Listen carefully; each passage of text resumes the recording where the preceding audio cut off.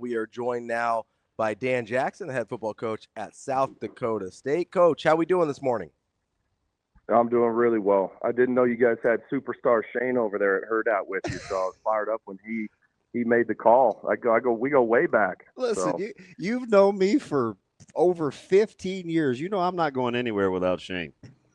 No, man, the loyal ones keep them close. You already know. By the way, how about this? And this is fresh off the heels of talking your ear off the other day. This was not my decision. Ravi said yesterday, he goes, I want to talk to Dan Jackson. Can we get Coach Jackson? And I said, let's go, Ravi. I said, may have to do a couple of these to get through all the topics I could talk to you guys that's about. what I'm saying. I was like, where are we going to start?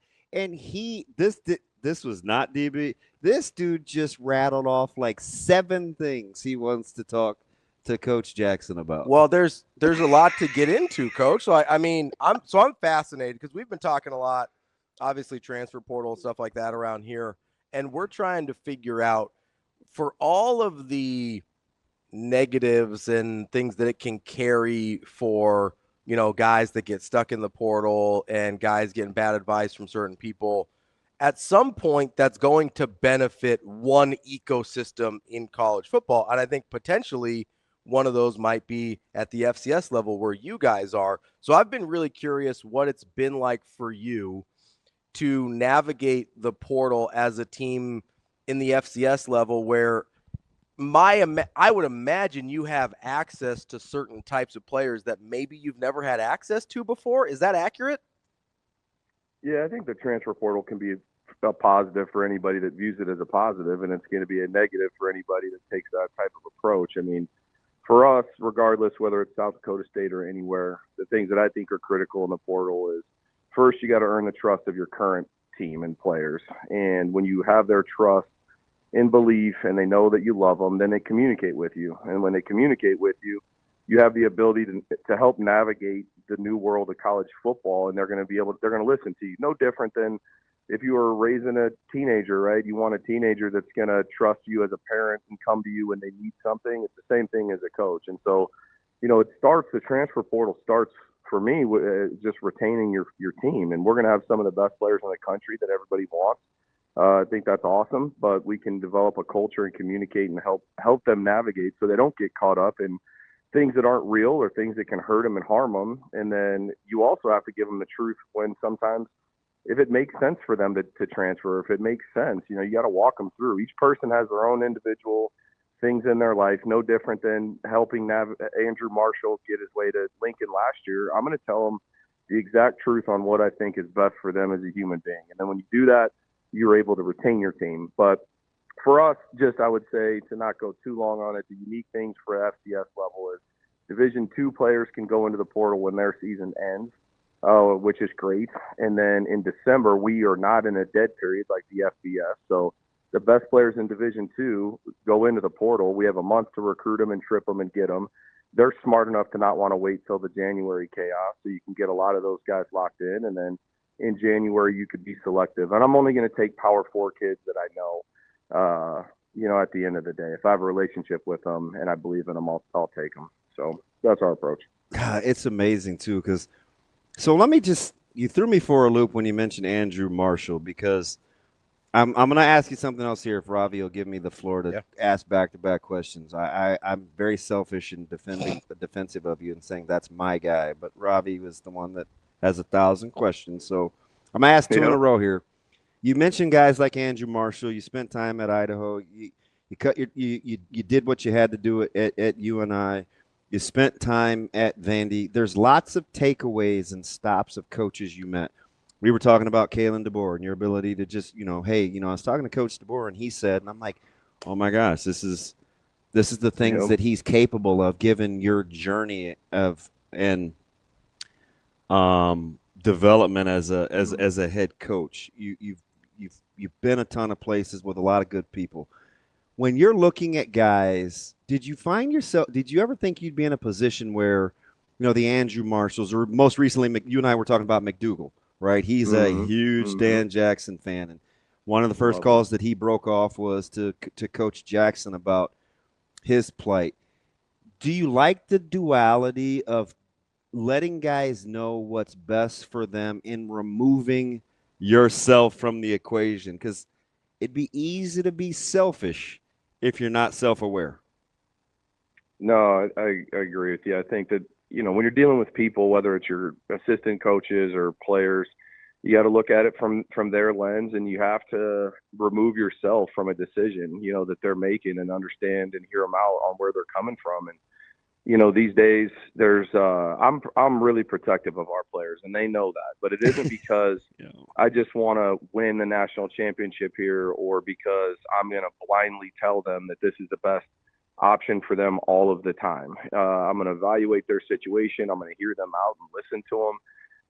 A kiss of death for some coaches is to just tell their players that the transfer portal is evil all of the time, and that you're stupid for looking at it, or why are you coming to me with this, or seeming irritated when they come to you, and they'll never come to you again if that's how you operate. And so Andrew came to me, and he had options, and we're in the middle of the playoffs, and it's like, hey buddy, let me help you navigate this. You don't need an agent. Like, I promise you, let me just send your tape to the Kalen DeBoers and Matt Rules and whoever in the world, and just let's see what they think, And it was clear that he was going to be a coveted guy, and from there it was just then helping him. I knew he wasn't going to go to New Mexico with us, nor did I believe in my heart that it was the right thing for him and his life and his family and his goals. And so then set a course and try to help him out. Dwayne was an unbelievable player for us, McDougal in person, and he and I were really close. He's a very passionate, emotional type of player, and so you got to build a relationship with him if you want him to have success out there. And so we got close, and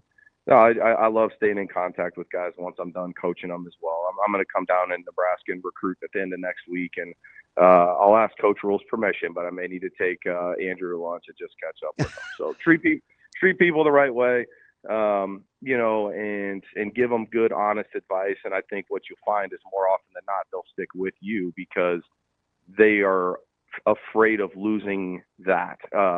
Besides the financial value, what is the value of having a coach that you love, that loves you, that you can walk into his office whenever and get the truth told to you? And I think the more you tell people the truth and care about them, they'll turn down. We got guys staying here for pennies on the dollar because of things beyond money.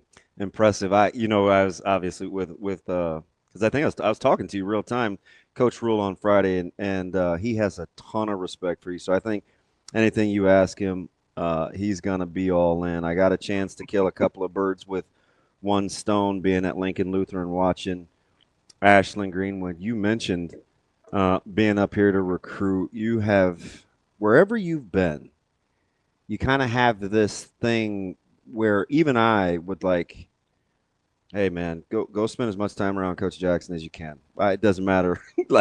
You just have that kind of impact.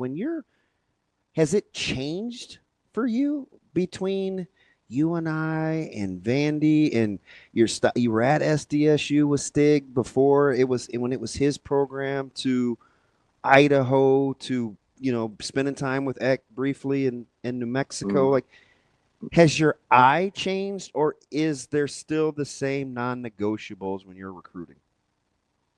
No, it's stayed pretty consistent. I've learned from some really good coaches, and was really fortunate to just see how everybody else operated. But within my own recruiting, I always try to operate the same. So the evaluation piece right now is so critical. And I think you can find that, though everybody talks about a lot of money and involved in recruiting, and the people with the most money get the best players, I don't really believe that. I think you can be a poor evaluator. I mean, just because you offer somebody $1 million doesn't mean that they're a good player. I mean, they're just $1 million average player. Thank you. So say that again, DJ. Just because you pay somebody $1 million doesn't make them worth $1 million. So I know. Go DJ. I love confidently finding and identifying. Our fan base is on me a little bit because we were taking all these D2 guys. Well, the reality of it is I think the Division II players we took, a Carter Sitzman, who's from Nebraska, for instance, I think those guys are Power 4 players that can play anywhere in the country. And if you're really productive at one level and you've got the measurables and tools, but that you can get it done. Now, for me, the part that has not necessarily changed, but I've just defined as everybody now is looking to me for the vision is just the two things you have to play at South Dakota State is you have to be competitive and you have to love football. If you don't have those two things, I'm good. I'm out on that completely. And the reason for that is I have zero desire to coach somebody and not be able to help them get to their full potential. Well, if you're competitive and you love football, you're going to reach your full potential. And that might just be being on special teams, and that's okay, but you'll get there. But to have a team full of really talented guys that aren't playing to their capability is a reflection on our ability to evaluate, recruit, motivate, and that's just not fun. And so for us, it's always going to start with those two things, DB, is just competitive nature and love of football. And then you have to have a plan on how you're going to evaluate that. We do things on visits beyond tours and speeches and things like that. I mean, I want to see if they're going to compete, like we'll set up bags, we'll set up Papa shots, we'll set up whatever. And I'm not going to tell them to go play. I just like the kid that just gravitates towards the games and competitiveness and can grab somebody that he doesn't know and talk some trash and play some games, or a putting green set up, just, hey, we're touring around and there's a little putting green there. Like, who wants to grab the putter and go? Like, whether you've golfed or not, I don't care. So anyways, it's evaluation process has stayed the same, but I'm doing my best to set really clear vision for the rest of the staff, because now it's so much more critical that they think like I do. Well, Coach, full disclosure, a lot of my fascination with not just South Dakota State, but the other Dakota schools at the FCS level came from kind of what you talked about coming down to Nebraska and recruiting some of these kids that I see play high school and I go, well, that looks like a Power 4 kid to me, and that looks like a Power 4 kid to me, and they don't get those opportunities. One of those kids you brought in through the transfer portal this offseason in Anthony Rizek. That's a kid I watched a ton at Westside, and I go, I don't understand what nobody's seeing from this kid, but that kid can play football at whatever level you put him at. You mentioned you don't always go for the power conference kids in the transfer portal. A lot of times you go for the guys that have been highly productive at the D2 level. What about, you don't have to talk about Anthony specifically, but what about a guy like that where you'll take a chance on a guy that didn't get a chance to really play at Notre Dame, but there was obviously something about him and guys like that drew you to him? What is that you're looking for?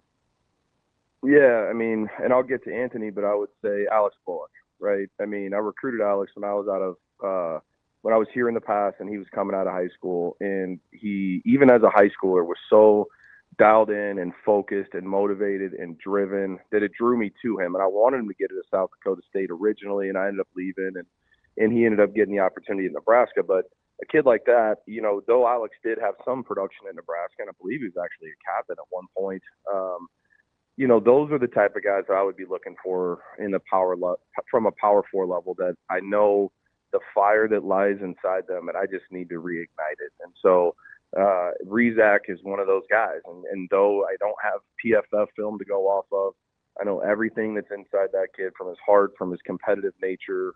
That's what I just said, competitive nature and loving football. I mean, that's him, and when you watch them, there's a reason that he won 2 state championships there. And Damon actually talked to me about this a week ago, but it just reminded me of all the talented players that were on that team, but he was still the leader, and I know Caleb was definitely a leader as well, but when they needed something offensively or they needed to get going at Westside, Anthony was the one to do it. And so when you can lead other talented people or guys that maybe even have more talent than you, it says a lot about what you can do. And he just crushed this workout. We had a team run today, and he was I think he's getting his fire ignited again because he's valued, he's believed in, he's needed. You're not just here to be on the team anymore. You're here to help us win a championship. And so, all the Nebraska guys and anybody that we recruit, to me, it's about that competitive fire. But then beyond that, like you mentioned, Ravi, you're watching guys saying, well, that's a Power 4 player, that's a Power 4 player. They are, and I give coaches respect in how they evaluate, but it's more about looking about what they're going to be in 2 years. So like if you're watching a high school player, for me, I love what I'm seeing and all of that. But at the end of the day, I'm trying to gauge where are they going to be when they're 19, 20, 21 years old. That's what you need. And so it is a frame and all of those things, but much more beyond that, it gets back to, is this person willing to go all in to find their full potential? Anthony's one of those guys. I mean, holy smokes, Barry Freeze from Elkhorn North. Hey, you talk about wins out of the portal. These Listen. coaches want to move around. I mean, okay, we'll come back. I mean, we'll get Barry. He just crushed this workout. I mean, this kid is DJ. most impressed I've ever seen with an early enrollee freshman. It's just a run, but I have never seen anything from a kid his age like I just saw. DJ, if you keep him healthy, you got like you've known me forever. You know what I'm saying without saying it. I'm not gonna overhype it. If you keep Freeze healthy, you got one. And I'll leave it at that.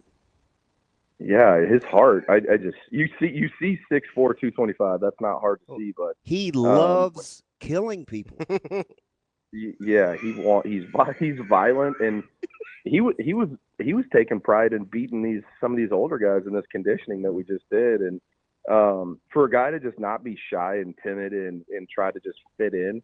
I mean, I like guys that have no desire to just be like fitting in. I mean, push the standard, and I'm really proud of him from what I just witnessed. So now we'll see if he can know what an A gap, B gap, C gap, and do his job. But we'll get him dialed in. Not just the easy stuff, right?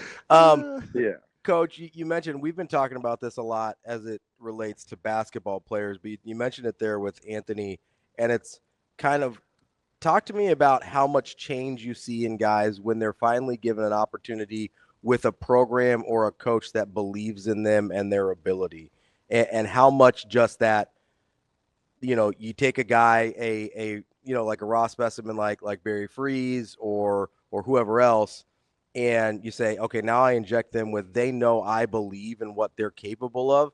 How much does that change a guy in your experience? No, it's everything. Our program for a long time, and this is something that probably the one thing, if I said I had to take one thing from John Stiegelmeier, was he talked about belief all of the time, but he talked about belief without needing the proof to believe. And so faith. When a freshman walks in, do you believe that freshman is going to be an All-American before you see him do a workout, before he scores a touchdown, or do you wait to see if he's a good player, then believe? And those are stark differences. And so, and for us, I need to believe that we have the best staff in the country before they coach a game, before they run a meeting. And that's in our program, how we define belief. And I think the players feel that, and that's what allows them to maximize, because they don't have to show or earn my belief. I mean, they may have to earn their reps. They may have to earn and show that they can do it consistently to get into a game.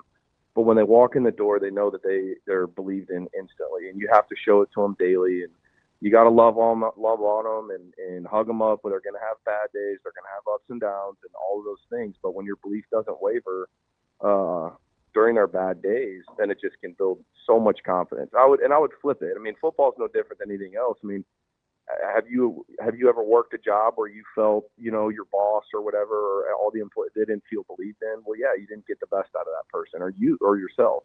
But when you felt believed in, every time in our lives when we have felt truly, truly believed in, I guarantee you did your best work. And so it's the same thing for the players. One of the things that has always drawn me to you, even though you were always considerably younger, whether you're over on Curtis Street and you're showing me your new playbook and the systems you've built and mastering programs and movable X's and O's, there's this thing about you where even though you have supreme confidence, you're not afraid to ask other people's opinions. And I think sometimes people look at you and they think, oh, young, driven, competitive, and all those things are true.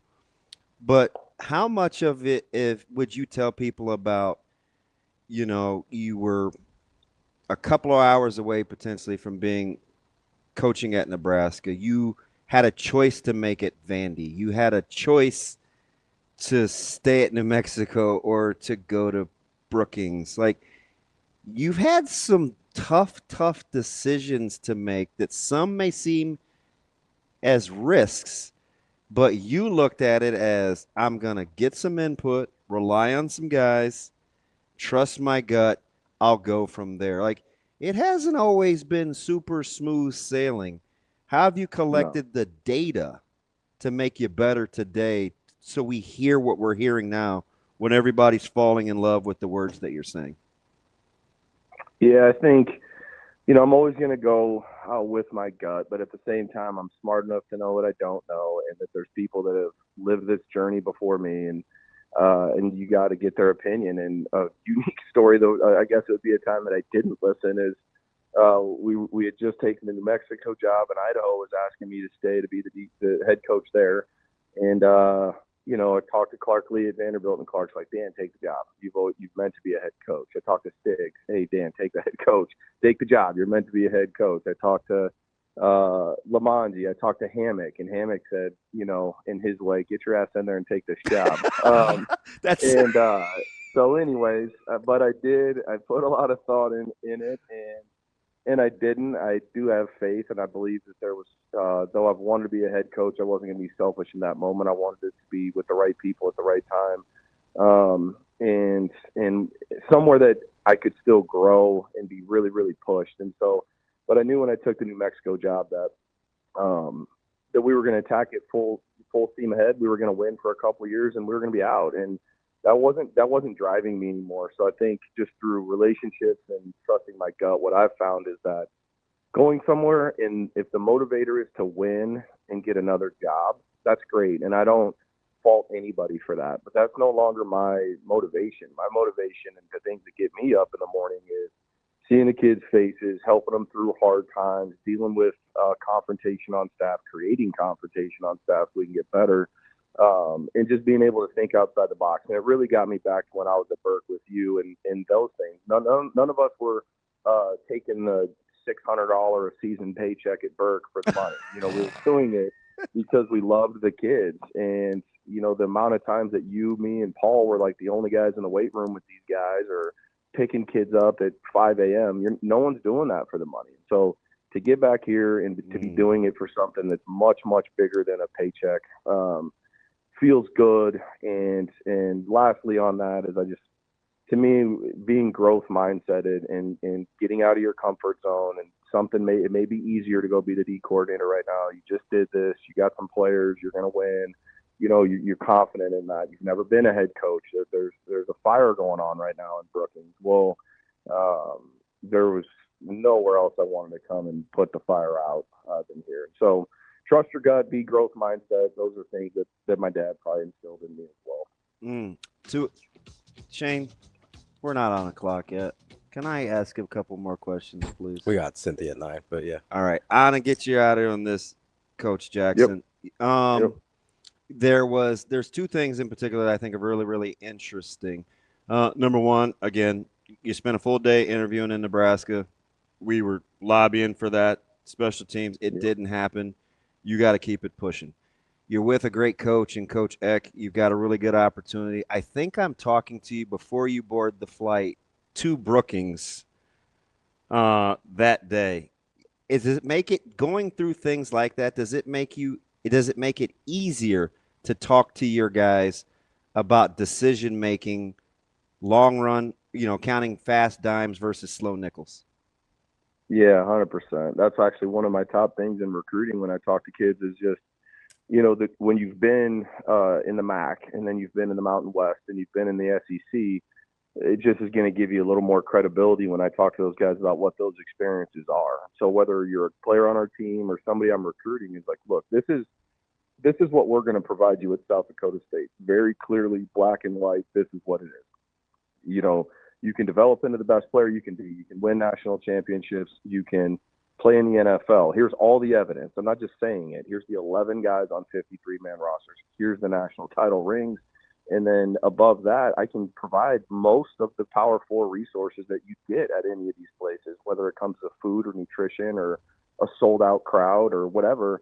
But then I can still – you can still come over to my house on Thanksgiving and feel normal. You can still our quarterback came over and watched the Duke basketball game. We could still have a relationship that's deeper than just it being a business. And that's okay that if you want to go to the Power 4, that's fine. But just understand, guys, through experience, that it is a business. Like, you don't want to sprain your ankle there. You don't want you know, you don't want to pull a hammy and let it linger. You don't, like, these are things that the way college football is now, guys got to move on and get somebody else in the portal. Guys got to, you know, like, it is just so much more of a business. And it is here. We need to win games. I understand that. But our business is going to be building men still. You know, that is, it blows my mind that nobody talks about that anymore. What is the job of a coach? It is to get somebody from where they're at to where they want to go and where they desire to be. And if you could just do that and keep it simple, provide that for them,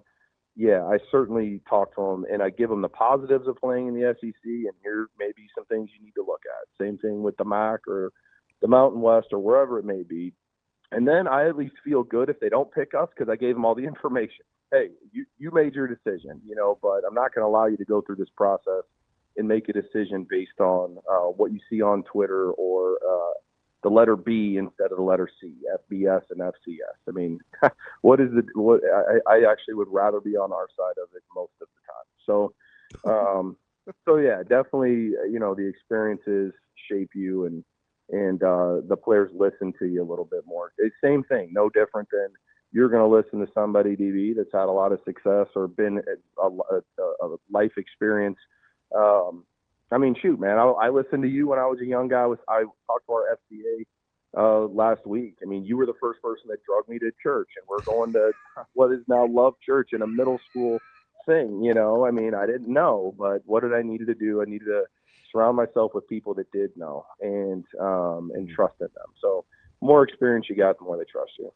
That is Dan Jackson. Coach, we're going to have to get you back because there's a bunch of questions I didn't get to. That's okay. Well, you'll be hit come back when you're recruiting. We'll bring you in studio. Yeah, I'll be in town next Wednesday to Friday. So starting over at North High early, and then I'll hit you guys up and set up a time. Yeah, let's do it. Appreciate it, Coach. Buddy. See you soon. See you guys. Thank you. Bye. And that's Dan Jackson, head football coach at South Dakota State. #family. I got to talk to him about expectations and coaching at a place with expectations. That's our topic next week when he comes in. No, Frost was this close. Yeah?